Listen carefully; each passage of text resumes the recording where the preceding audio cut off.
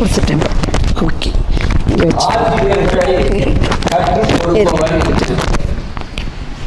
கற்றுக் கொடுப்பவர் என்றால் மேலும் மேலும் கற்று கற்று கற்று கொடுக்க வேண்டும். கற்றுக் கொடுப்பவர் ஒரு ஆசிரியர். யார் புதிதாக செய்திகளை தெரிந்து கொள்கிறார்களோ இல்லையோ, ஒரு ஆசிரியர் புதிதாக செய்திகள் அன்றாட நிகழ்ச்சிகளை எல்லாம் சினிமாவிலிருந்து எல்லாமே தெரிஞ்சு வச்சிருக்கணும்.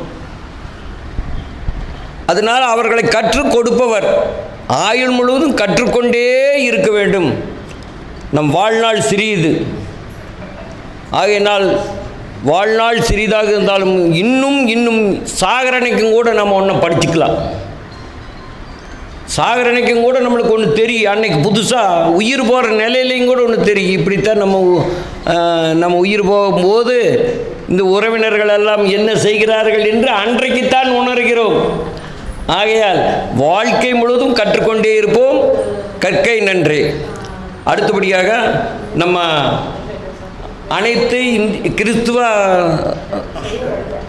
நலச்சங்கத்தினுடைய சார்பில் அவர் தவறாமல் கலந்துக்கிறவர் பல்வேறு இடங்களில் செல்ல வேண்டும். அவர் நம்மளுடைய அமர்வினை ஏற்றுக்கொண்டு நாங்கள் இப்படி நூல் வெளியிடுறா வாங்க அப்படின்னு சொல்லியிருக்கிறார். அதனால் ஐஎஸ் ஸ்ரீபன்ராஜ் அவர்கள் ஒரு சில மணித்துளிகள் உங்கள் அமைப்பிலையுமே உங்கள் நூலை வெளியிடுங்க.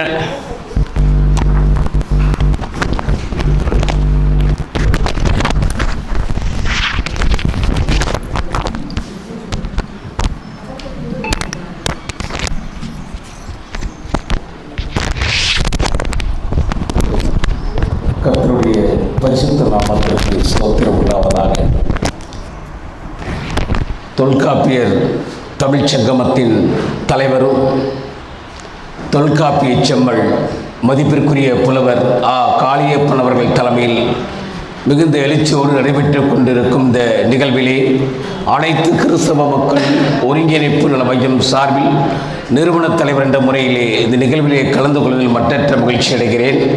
மற்றும் கோவை சௌரிபாளையம் சண்முகப்பிரியா மருத்துவமனை மற்றும் கம்பன் கலைக்கூடத்தின் தலைவர் மருத்துவ செம்மல் மதிப்பிற்குரிய மருத்துவர் கு சுப்பிரமணியன் அவர்களின் புதல்வர் உடல்நலம் குன்றி ஒரு 22 நாட்களாக மருத்துவமனையில் அனுமதிக்கப்பட்டிருக்கிறார்.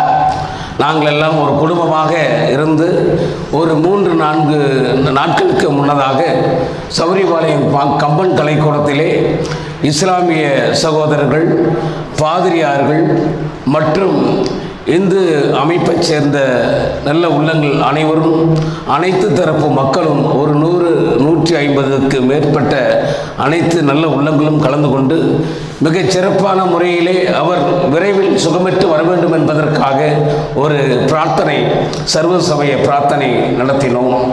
அதே போலவே இங்கும் இன்று காலையிலே துவக்க நிகழ்வாக அதை செய்வதாக ஐயா அவர்கள் பதிவு செய்திருந்தார்கள். மற்றற்ற மகிழ்ச்சி அடைகிறேன். நானும் என் ஜீவனுள்ள தேவன் இயேசு கிறிஸ்துவிடம் தினந்தோறும் மிகுந்த பாரத்தோடு ஜெபித்துக் கொண்டிருக்கிறேன். பிரியமானவனே, உன் ஆத்துமா வாழ்வது போல் நீ எல்லாவற்றிலும் வாழ்ந்து சுகமாயிருக்கும்படி வேண்டுகிறேன் என்ற பைபிள் வசனத்தின்படியும், நீ நீர்ப்பாய்ச்சலான தோட்டத்தைப் போலவும் வற்றாத நீரூற்றைப் போலவும் இருப்பாய் என்ற இறை வசனத்தின்படியும் சகோதரர் மோகனக்கண்ணன் அவர்கள் விரைவில் சுகம் பெற்று இங்கு நடந்த அனைத்து பிரார்த்தனையும் ஆண்டவர் அவர்கள் அனைத்து மத கடவுள்களும் அதை கேட்டு நமது விண்ணப்பங்களை ஏறெடுத்து அவர் விரைவில் நலம் பெற்று வர வேண்டும் என்று இந்த நிகழ்ச்சி மூலமாக கேட்டுக்கொண்டு, நமது அனைத்து கிறிஸ்தவ மக்கள் ஒருங்கிணைப்பு நல மையத்தின் மதிப்புரை கருத்துரைஞர் தமிழ்மதம் ஐயாசாமி ஐயா அவர்கள் எழுதிய பாவை என்னும் நூலை நமது அருமை சகோதரி சகுந்தலா அவர்களுக்கு இந்த நிகழ்விலே நான் வழங்க இருக்கிறேன். கற்கேன் என்றே புத்தகத்தின் படைப்பாளி தலைமை ஆசிரியர் மதிப்பிற்குரிய அருமை சகோதரி சகுந்தலா அவர்களுக்கு இந்த பாவை என்னும் நூலை வழங்குகிறேன். தமிழ்மதம் ஐயாசாமி அவர்கள் எழுதிய நூலில் நம்ம குழந்தைகளுக்கு தமிழ் பெயர் வைக்கணும்னு சொன்னால் இதில் 111 பெயர்கள் இருக்குது. இந்த நூலில் 111 குழந்தைகளுக்கு பேர் வைக்கிறதுக்கு தமிழ் பெயர்கள் இருக்குது. அதனால் இந்த நூலை நீங்கள் எல்லாரும் படிக்கணும், வாங்கி பார்க்கணும்.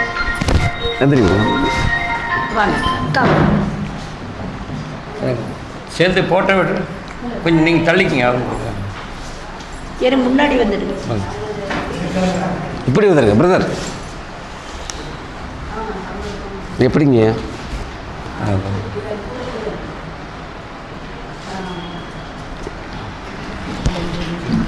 இந்த நூலானது எனது அமைப்பிற்கு நிறைய புத்தகங்கள் கொடுத்து நான் எங்கெல்லாம் நிகழ்வில் கலந்து கொள்கிறேனோ அங்கெல்லாம் சென்று இந்த புத்தகத்தை ஐயா அவர்கள் பெயரை சொல்லி அந்த அமைப்பின் பெயரை சொல்லி, இது சாதாரண புத்தகம் அல்ல, ஐயா சொன்னது போல பல்வேறு ஒரு முக்கியமான விஷயங்கள்லாம் இதில் இருக்கிறது.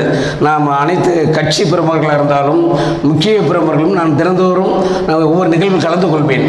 அப்பொழுது இந்த புத்தகத்தை நான் அன்பின் பரிசாக நான் கொடுத்து வருகிறேன் என்பதை இந்த நிகழ்வில் சொல்வதில் மற்றற்ற மகிழ்ச்சி அடைகிறேன். வாய்ப்புக்கு நன்றி கூறி விடைபெறுகிறேன். நன்றி, வணக்கம்.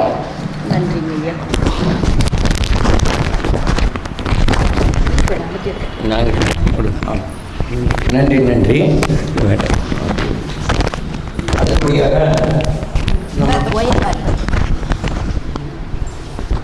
நம்மளுடைய அமர்விலே செம்மொழி தமிழ் மன்றத்தின் சார்பிலேயே நம்ம அமருக்கு வரணும்னு சொல்லுவாங்க. நான் பேரும் போட்டுருவேன், ஆனால் அவங்களால வர முடியாது. ஏன்னா அவ்வளவு நிறைய நிகழ்ச்சிகளுக்கு போயிட்டே இருக்கிறாங்க அவங்க. அதனால் இன்னைக்கு வந்தனால அதை ஒரு சொல்லிட்டே இருக்கு.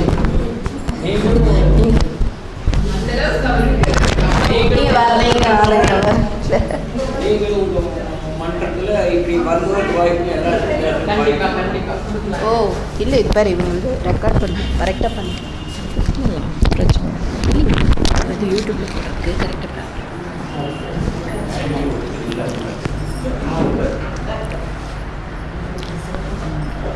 தித்திக்கும் தென் தமிழ் திக்கெட்டும் பரவட்டும். முத்தமிழ் தாய்க்கு என் முதல் வணக்கம் மற்றும் இந்த அழகான வாய்ப்பை நல்கிய ஐயா அவர்களுக்கு என்னுடைய வணக்கம்.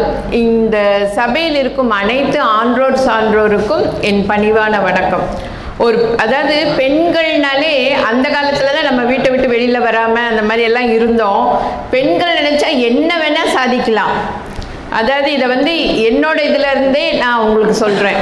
என்னென்னா, என் பையனுக்கு தமிழே வராது. 1ஆம் கிளாஸ் படிக்கும்போது வீட்டுக்குள்ளார வந்து உருள்னு உருளா நல்லா தானே நம்ம பள்ளிக்கு அனுப்பினோம். திரும்பி வந்து இது என்னடா இப்படி உருள்றானேன்னு பார்த்தா உண்டை நான் கேட்டேனா, நீ ஏன் எனக்கு சந்தோஷ்குமார்னு இவ்வளோ பெரிய பேரை வச்ச, அதில் ஒரே ஒரு கால் போடலை, மிஸ் தப்புன்னு போட்டாங்க. பக்கத்தில் ஒரு பையன் ரவின்னு எழுதிட்டான், அவனுக்கு குட்டு போடுறாங்க. உன்னை யார் இந்த பேரை வைக்க சொன்னது அப்படின்னு ஒரு சண்டை. அதுக்கப்புறம் என்னாச்சு, அந்த வெறுப்புலேயே இந்த பையனுக்கு தமிழே வராமல் ஆயிடுச்சு. தமிழ்னாலே ஒரு வெறுப்பு. தமிழ் புக்கை தொடவே மாட்டான். அதை படிக்கிறதுனா அவ்வளோ ஒரு கஷ்டம். ஒவ்வொரு வருடமும் ரொம்ப கஷ்டப்பட்டு அந்த தமிழில் மட்டும் எப்படியோ ஒரு 40 வாங்க வைக்கணும்னு நானும் ட்ரை பண்ணி படிக்க வைப்பேன். அதை ஒரு 8ஆம் வகுப்பு வருது. ஒவ்வொரு வருடமும் நம்ம வந்து அந்த பள்ளியில் இந்த தமிழுக்கு தகராறு. கணக்கில் 200க்கு 100க்கு 100 வாங்கிடுவான், மீதி எல்லாத்துலேயும் 90க்கு மேலே. தமிழ் பாஸே ஆக மாட்டான். 35, 36, 34 நம்ம காலை போடுனா காலை போட மாட்டான். தீல ஒரு சுழிடானா அது பெருசாக சுழிச்சு விட்டுட்டு வந்துடுவான், வேண்டாத இடத்துலையும் சுழிப்பான். இப்படியெல்லாம் ரொம்ப கஷ்டப்பட்டோம். 8ஆம் கிளாஸ் வரும்போது அவன் 8வது வரும்போது அவங்க அது ஒரே பள்ளியில் தான், நான் வேலை பண்ணுற அதே இடத்துல தான் என் பையனையும் படிக்க வச்சேன். அப்போ நான் என்ன சொன்னேன், எப்படியாவது என் பையனை பாஸ் பண்ணிடுங்க, நான் வேணால் ஸ்கூலை மாற்றுறேன். அப்போது அந்த ஹெச்எம்என்ட்ட என்ன சொல்கிறாங்க, நீங்கள் ஒரு ஆசிரியராக இருந்துக்கிட்டு அதை எப்படி நீங்கள் ஸ்கூலை மாற்றலாம், அவன் வந்து ஒரு வருஷம் ஃபெயில் ஆகட்டும், அவனுக்கு ஃபெயில் பண்ணாதான் அடுத்து எங்கூட இருக்கிற குழந்தைங்கள்லாம் அடுத்த வருஷத்துக்கு அடுத்து மேலே போயிட்டாங்க, நான் இதிலே இருக்கேன்னு கொஞ்சம் தமிழில் மறுபடியும் படிக்க ஆரம்பிப்பான் அப்படின்னு சொன்னாங்க. சரி அப்படின்னு சொல்லிட்டு நானும் சரி நீங்கள் ஃபெயில் போட்டுக்கோங்கன்னு சொல்லிட்டு வந்துட்டேன். அதுக்கப்புறம் என்னாச்சுன்னா, இவருடைய அண்ணன் தம்பிங்க 5 பேர் எல்லாம் சண்டைக்கு வராங்க. என்னன்னா, ஐயோ என் பையன் கஷ்டப்பட்டு எங்கள் மகன் அப்படின்னு மாமியார் வராங்க. அண்ணன் தம்பிகள்லாம் ஐயோ இப்படி என் அண்ணன் இவ்வளோ கஷ்டப்பட்டு சம்பாதிக்கிறத நீங்கள் இவ்வளோ வேஸ்ட் பண்ணுறீங்க, அவன் ஃபெயில் ஆகிட்டான்ல, அவனுக்கு ஒரு என்ன வந்து சொல்கிறார் அந்த கொழுந்தனார், ஒரு மளிகை கடை வச்சு கொடுங்கன்னு சொன்னாருங்க. அப்போ நான் சொன்னேன், அது என் பையனை நீங்கள் யாரும் கேட்கக்கூடாது, என் பையனுக்கு மளிகை கடை வைக்கணுமா, பால் பண்ண வைக்கணும், என்ன பண்ணணுமோ அது நான் டிசைட் பண்ணிக்கிறேன்னு சொல்லிட்டேங்க. சொல்லிட்டு இவன் 10வது தேர்வு எழுதிட்டு வரான். அடுத்தது ரிசல்ட் வருது, இவன் போய் ரிசல்ட் பார்க்க போகிறான். நான் என்ன சொல்கிறேன், ஒரே ஒரு வார்த்தை, கண்ணா ஃபெயில் ஆனாலும் பரவாயில்ல, நீ வீட்டுக்கு நேராக வந்துரு, எங்கேயாவது போயிடாத அப்படின்னு சொல்லி அனுப்புகிறேங்க. அப்போவே நான் முடிவு பண்ணிவிட்டேன், ஒரு சீட்டு போட்டு ஒரு 10,000 ரூபாய் கையில் ரெடியாக வச்சிட்ருக்கேன். என்னென்னா இந்த பையனுக்கு தமிழ் வரல, தமிழை விட்டுருந்தா என் பையன் காலேஜ்லேயே ஃபஸ்ட் வந்துடுவான். ஆனால் இந்த தமிழ்னால அவன் பின்னடைவாகிறான். இனி அடுத்தது நான் என்ன பண்ணுறது அப்படின்னு யோசிச்சு அந்த பையனை டிப்ளமோவில் போடுறேன். DEEன்னு சொல்லிட்டு அந்த டிப்ளமோவில் ராமகிருஷ்ணா பாலிடெக்னிக் காலேஜில் போடுறேன். அப்போவும் நான் யார்கிட்டையும் எதுவும் கேட்கல. ஆனால் பையன் தப்பி தவறி கடவுள் புண்ணியத்தில் பாஸ் ஆகிட்டான். பார்டர் மார்க் தமிழில் மட்டும், மீதி எல்லாத்துலேயும் நல்ல டோட்டல். அதுக்கப்புறம் அந்த கல்லூரிக்கு நம்ம அனுப்புகிறோம். கல்லூரிக்கு அனுப்புன பிறகு மீதி எல்லாருமே வாயடிச்சிட்டாங்க யாரும். ஏன்னா அந்த ஒரு வருஷம் ஃபெயில் தான், ரொம்ப வருத்தப்பட்டான், கஷ்டப்பட்டான். ஆனாலும் நான் பரவாயில்ல. அதுக்கப்புறம் என்னாச்சுன்னா, எனக்கு தான் மீதியெல்லாம் வருதேம்மா, எனக்கு தமிழ் தானே வரல, நீ தமிழை சொல்லிக் கொடுன்னு பக்கத்தில் உட்கார ஆரம்பித்தான். ஏன்னா எனக்கு வராத ஒரு இதனால தானே நான் கஷ்டப்படுறேன், இதனால உன்னை தானே எல்லாரும் திட்டுறாங்க. இனி அதாவது அவன் படிக்கணும்னு நினைக்கல, எங்கள் அம்மாவை யாரும் திட்டக்கூடாதுன்னு நினச்சான். சரிங்களா? அதுக்கப்புறம் என்னாச்சுன்னா, அந்த கல்லூரியில் டிப்ளமோவில் காலேஜில் 3rd வந்தாங்க. 3rd mark. இதில் ரொம்ப பேக்கில் இருந்த அந்த பையன் காலேஜில் 3rd மார்க் வந்து இப்போ எந்த காலேஜில் அவன் படித்தானோ அதே காலேஜில் அவனும் கொலிக்கா போனான். இப்போ அந்த காலேஜில் அவன் PROவாக இருக்கான். அதே நேரத்தில் அவங்கெல்லாம் சொல்லும்போது நம்மளும் மனம் சோர்வடைஞ்சு உனக்கு படிக்காதன்ற, உனக்கு படிப்பே வரல போடான்னு நம்ம சொல்லியிருந்தோன்னா அவன் இந்த லெவலுக்கு வந்திருக்க முடியாது. இப்போ பிரின்சிபலுக்கு அடுத்த போஸ்டிங் இவனுக்கு ராமகிருஷ்ணா பாலிடெக்னிக் காலேஜில் சந்தோஷ்குமார்னு.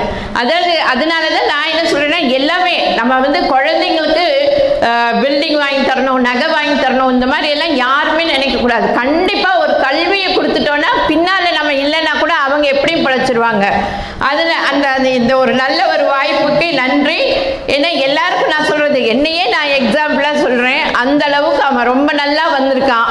இப்போ வந்து அவன் எல்லாரும் அவனை மாதிரி இருங்க, அவனை மாதிரி படிங்கன்னு சொல்லும்போது எனக்கு சந்தோஷமாக இருக்குது. தேங்க்ஸ், நன்றிங்க.